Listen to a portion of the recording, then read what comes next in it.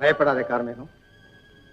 பாக்கி மண்ணையும் தோண்டி நீ புதைச்சி வச்சதை எடுத்து கொடுத்துட்டு போயிடு.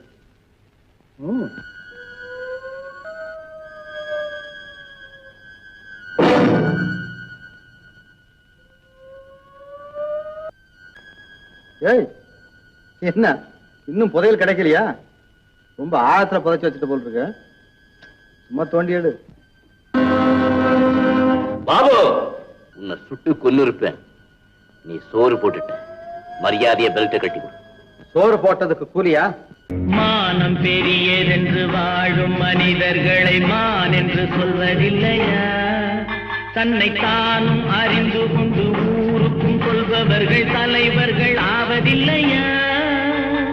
மானம் பெரியதென்று வாழும் மனிதர்களை மான் என்று சொல்வதில்லையா?